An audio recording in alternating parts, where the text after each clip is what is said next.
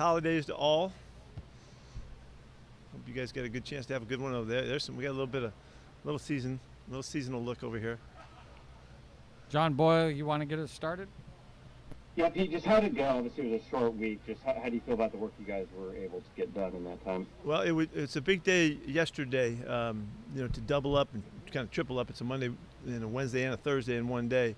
But we made it through it, and we haven't had very many of those. I can't remember one exactly like that. But guys made it through fine. We had to extend the installation a little bit, to take care of business. We get back on track today and finish up the week. It feels like a normal week now. Jen? We see Bless Austin on the injury report. What's his status, and how much could that affect things on Sunday? Well, he's got a hip pointer that he's dealing with, and we'll see how that goes. That's the kind of thing you got to rest all the way up until game day, and we'll see what happens when we get close. Any word on any of the other guys dealing with COVID? Brandon Shell, Brian Monet, those guys? Well, we can go all the way to game day on those guys, so we'll wait and see if we can get some good results. They've got to test their way out of it, and now you can get out on game day, which is a new development, and so we're going to try to use that, and we'll see what happens. I can't call it right now. Right now, if they were okay, they'd be back. Like Homer made it back today. Travis got back in with us, and so the other guys got to wait a little bit. Corbin? Hey, Pete, if Bless isn't able to go, what did you think about the way that John Reed played the other day? First extended action you've gotten to see him on defense this year. No, he got going. He had a play could have helped on the deep ball to Cooper that we would like to see him. But other than that, he ran around and knew what he was doing, was comfortable being out there. He's really quick and can run really fast, and that showed up.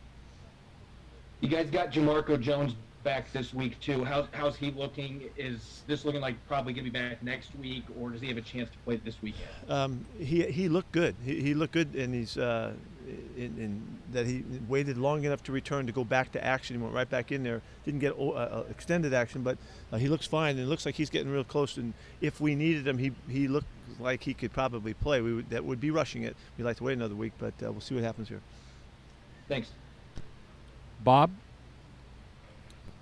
Yeah, how did Russell make it through practice this week? He's fine. It showed no issues. He had a little ankle that was a little bit sore or something, maybe, I don't know, but he was fine. Okay. And Bruce Irvin is coming back playing with the Bears.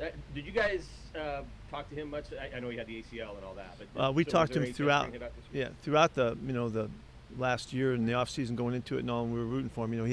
He had some surgery issues that he had to redo, and for him to make it back and get a chance to play this year, I think is marvelous for him. And the fact that I was thinking, he gets a chance to come back and play here too, which will be fun for him. He'll be talking trash the whole time. I can't wait to see him. Really, I'm really excited for him that he got a chance to play football again, because I thought at one point that he wouldn't have that opportunity. So I know how much he loves the game, and he's always been a special guy to me. So I'm looking forward to it. We're looking forward to blocking him. Congrats on the audio, Bob. Tim? Pete, how's Tyler looked these last couple days coming back? He's ready to go. He looked like he kicked right back into high gear. We took a look at him yesterday to make sure, and he was fine. And then today he was doing everything. And then, how much have you guys even looked at Nick Foles and kind of how he's looked in this Bears offense? Now knowing that he's going to be the starter on Sunday. I did get a chance to already go at it, and see what he's done this year, and we've watched him over the years and seen him for a long time, so we have a sense for his style of play and all. So the coaches have already dug into that. So there's a difference, of course, in the style of play, and so we just have to adjust a little bit. I'm glad we know. Merry Christmas. Thank you. Merry Christmas. Brady? Hey, Pete, are you getting any indications based on the results of the PCR tests that any of your guys who are on the COVID list are getting close to coming back off? Yeah, it's going to be the test tomorrow the results from today's test that will really help us out, and we can go all the way to game day. So we got to remember that the test that they take today, we don't hear about that until the middle of the night. So that comes out tomorrow morning. So we'll just keep going with it. And then there's a follow-up to that. If they do pass that test and their numbers are right, then they've got to follow that up with the MESA testing as well. So it takes a while to get that organized, but we got to get the positive sign, and then we kick into action to get them right for if they clear the PCR. Okay, and then when did the NFL change the rule back to where players can now test out on game day? That might have been for the Rams game. I think it was for the Rams game. So would that have been the case if the game were Sunday? If it hadn't been moved? No. Okay. Thanks. Greg? Yep.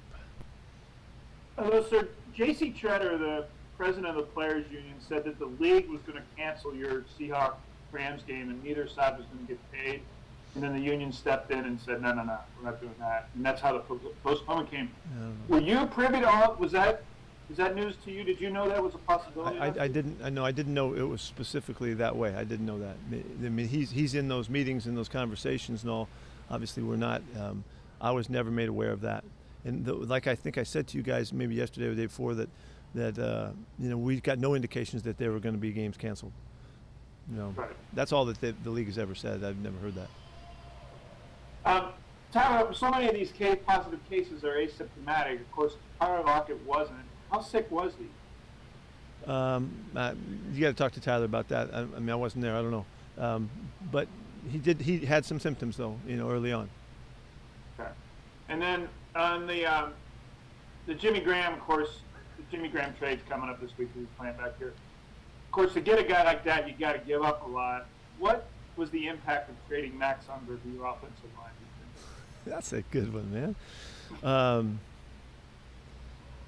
Well, Max did an incredibly good job of staying healthy and played a couple more years after that, and really captured the durability that he was hoping for, and we were worried about him, at the time, and I can't remember the specifics of it, but I thought Max was a great player and a great member of our club, and to lose him was really, that was a big loss at the time, as many of our guys were, but that was really significant because of his leadership qualities and his toughness and all the rest of the stuff. He was a good ball player, man. Merry Christmas, sir. Thank you. Thank you. Same to you. Merry Christmas. Curtis?